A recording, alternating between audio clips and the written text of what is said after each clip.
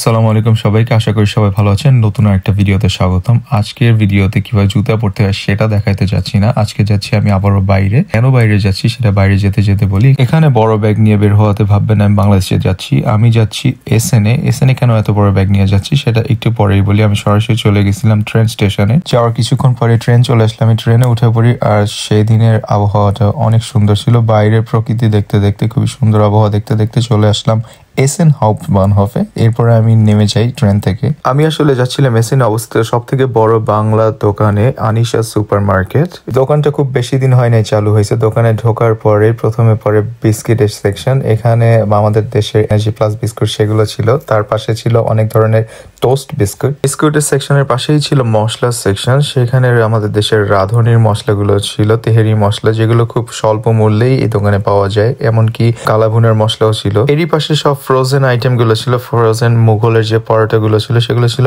আর তার পাশেই ছিল ব্রয়লার মুরগি, হার্ড চিকেন, যেটা আমি একটা নিছিলাম এখান থেকে। 1400 গ্রাম একটা মুরগি, যেটা প্রাইস ছিল 6 ইউরোর মতো। আর তারই পাশে ছিল আমাদের দেশীয় শাকসবজি। এর মধ্যে অন্যতম আমার মা আর বউয়ের পছন্দের করল্লা ছিল। সাথে লাল শাকের পাশে ছিল লেবু, যেটা বাংলা টাকায় প্রায় 1200 টাকার মতো কেজি ছিল। তারপর আমি চলে যাই ওদের মশলা সেকশনে। এখানে ইন্ডিয়ান কোম্পানির ম্যাক্সিমাম মশলাগুলোই ছিল। তারপরে টিআরএস এর ডালও ছিল। আমি 500 গ্রাম না, 1 কেজির যে ডালের প্যাকেটটা ছিল সেটা একটা নিয়েছিলাম। তারপরে আমি আমার বউর কথা মনে পড়ে চলে যাই আমি ওদের চায়ের সেকশনে। এখানে ইস্পাহানির অনেক চাই ছিল, এমনকি আমাদের দেশের রাঁধুনির যে তেল, সরিষার তেল, সেটাও ছিল। তার পাশে দেশীয় চানাচুর দেখে মনে হলো যে একটা বম্বে চানাচুর নিয়েছে, যেটার দাম ছিল বাংলা টাকায় প্রায় 500 টাকার মতো। আর মশলা সেকশন থেকে একটা 5 ফোড়ন নিয়েছিলাম, যেটা ডাল রান্না করার জন্য কাজে লাগবে। এরপর সরাসরি চলে যায় ওদের মাছ আর মাংসের সেকশনে। অনেক ধরনের মাংসের পাশেই ছিল মাছের সেকশন। অনেক রকমের মাছ আমি দেখছি, আমাদের দেশের ছোট থেকে বড় সব ধরনের মাছ। এখান থেকে আমি একটা কেচকি মাছ, মানে কাসকি মাছ নিয়েছিলাম। 250 গ্রামের একটা প্যাকেট ছিল, যেটার দাম ছিল বাংলা টাকায় প্রায় 400 টাকার মতো। তার পাশেই আমার আম্মার পছন্দের ইলিশ মাছ ছিল।